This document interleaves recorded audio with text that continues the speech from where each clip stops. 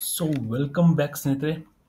ಒಂದು S B I ಅಕೌಂಟಲ್ಲಿ ಒಂದು ವರ್ಚುವಲ್ ಡೆಬಿಟ್ ಕಾರ್ಡ್ನ ಆ್ಯಕ್ಟಿವೇಟ್ ಮಾಡಿ ಮತ್ತು ಅದನ್ನು ಯೂಸ್ ಮಾಡೋದು ಹೇಗೆ, ಎಲ್ಲೆಲ್ಲಿ ಯೂಸ್ ಮಾಡ್ಕೋಬೋದು, ಹೇಗೆ ಯೂಸ್ ಮಾಡ್ಕೋಬೋದು ಅಂತ ಈ ವಿಡಿಯೋದಲ್ಲಿ ಸಂಪೂರ್ಣ ಮಾಹಿತಿ ತಿಳಿಸ್ಕೊಡ್ತಾ ಇದ್ದೀನಿ ಸ್ನೇಹಿತರೆ.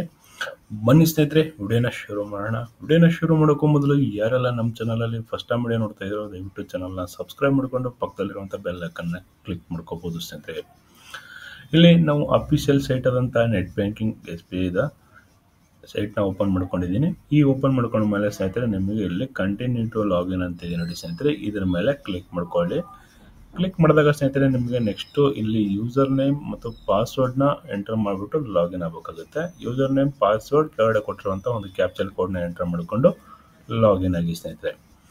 ಲಾಗಿನ್ ಆದಾಗ ಸ್ನೇಹಿತರೆ ನಿಮಗೆ ಹೋಮ್ ಪೇಜ್ನ ಅಫಿಷಿಯಲ್ ಸೈಟ್ದು ನೆಟ್ ಬ್ಯಾಂಕಿಂಗ್ ಈ ಥರ ಇರುತ್ತೆ. ಇಲ್ಲಿ ಈ ಸರ್ವಿಸ್ ಮೇಲೆ ಕ್ಲಿಕ್ ಮಾಡ್ಕೊಳ್ಳಿ ಸ್ನೇಹಿತರೆ. ಈ ಸರ್ವಿಸ್ ಮೇಲೆ ಕ್ಲಿಕ್ ಮಾಡ್ಕೊಂಡಾಗ ಕೆಳಗಡೆ ನೋಡ್ಬೋದು ಸ್ನೇಹಿತರೆ ಒಂದು ಡೆಬಿಟ್ ಕಾರ್ಡ್ ಸರ್ವಿಸ್ ಅಂತ ಇದೆ, ಅದರ ಮೇಲೆ ಕ್ಲಿಕ್ ಮಾಡ್ಕೊಳ್ಳಿ. ಕ್ಲಿಕ್ ಮಾಡ್ಕೊಂಡಾಗ ಸ್ನೇಹಿತರೆ ಇಲ್ಲಿ ನಮಗೆ ಒಂದು ATM ಕಮ್ ಡೆಬಿಟ್ ಕಾರ್ಡ್ ಇರುತ್ತೆ, ಒಂದು ವರ್ಚುವಲ್ ಡೆಬಿಟ್ ಕಾರ್ಡ್ ಇರುತ್ತೆ ಸ್ನೇಹಿತರೆ. ಇಲ್ಲಿ ಬಂದ್ಬಿಟ್ಟು ನಮಗೆ ನಿಮ್ಮ ಹತ್ರ ಆಲ್ರೆಡಿ ಇರುವಂಥ ಕಾರ್ಡ್ನ ಬೇಕು ಅಂದರೆ ATM ಕಮ್ ಡೆಬಿಟ್ ಕಾರ್ಡ್ನ ಆ್ಯಕ್ಟಿವೇಟ್ ಮಾಡ್ಕೊಳ್ಳಿ.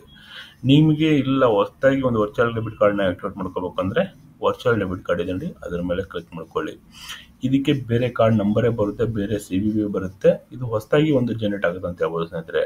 ನಿಮ್ಮ ಹತ್ರ ಇರೋ ಕಾರ್ಡ್ನ ವರ್ಚುವಲ್ ಡೆಬಿಟ್ ಕಾರ್ಡ್ ಬೇಕು ಅಂದರೆ ATM ಕಮ್ ಡೆಬಿಟ್ ಕಾರ್ಡ್ ಇದೆ ನೋಡಿ ಸ್ನೇಹಿತರೆ, ಅದನ್ನು ನೀವು ಆ್ಯಕ್ಟಿವೇಟ್ ಮಾಡ್ಕೊಳ್ಳಿ. ನಾನು ಇವತ್ತು ಒಂದು ಹೊಸದಾಗಿ ಒಂದು ವರ್ಚುವಲ್ ಕಾರ್ಡ್ನ ಹೇಗೆ ಆ್ಯಕ್ಟಿವೇಟ್ ಮಾಡ್ಕೋಬೋದು, ಹೇಗೆ ಅಪ್ಲೈ ಮಾಡ್ಕೋಬೋದು ಅಂತ ತಿಳಿಸ್ಕೊಡ್ತಾ ಇದ್ದೇನೆ.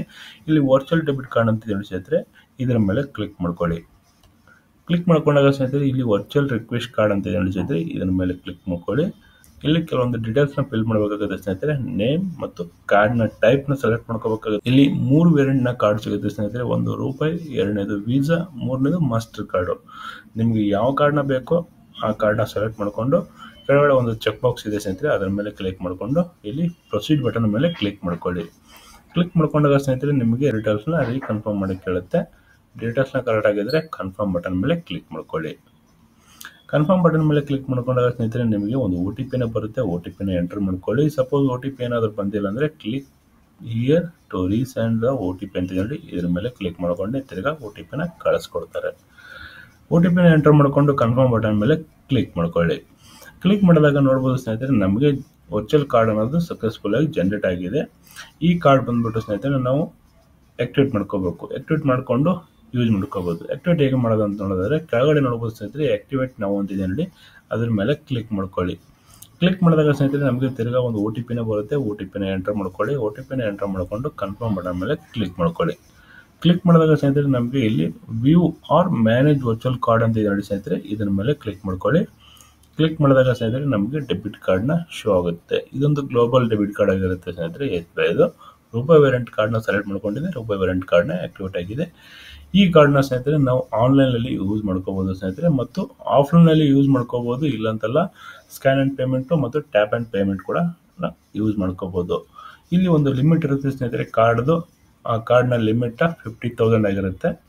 ನಿಮಗೆ ಬೇಕು ಅಂದರೆ ಲಿಮಿಟ್ನ ಸೆಟ್ ಮಾಡ್ಕೋಬೋದು. ಕಾರ್ಡ್ CVV ನೋಡ್ಕೋಬೇಕಂದ್ರೆ ಇಲ್ಲಿ ಸ್ನೇಹಿತರೆ ಕೆಳಗಡೆ ವ್ಯೂ CVV ನಂಬರ್ ಇದೆ ನೋಡಿ, ಇದ್ರ ಮೇಲೆ ಕ್ಲಿಕ್ ಮಾಡ್ಕೊಳ್ಳಿ.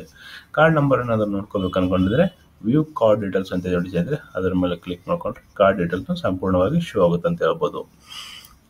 ನೋಡಲ್ಲ ಸ್ನೇಹಿತರೆ ನಿಮಗೆ ಒಂದು ಡೆಬಿಟ್ ಕಾರ್ಡ್, ವರ್ಚುವಲ್ ಡೆಬಿಟ್ ಕಾರ್ಡ್ನ ಹೇಗೆ ಅಪ್ಲೈ ಮಾಡೋದು ಅಥವಾ ಹೇಗೆ ಆ್ಯಕ್ಟಿವೇಟ್ ಮಾಡೋದು ಅಂತ ಸಂಪೂರ್ಣ ಮಾಹಿತಿ ತಿಳಿಸಿದ್ದೀನಿ ಅನ್ಕೊತೀನಿ.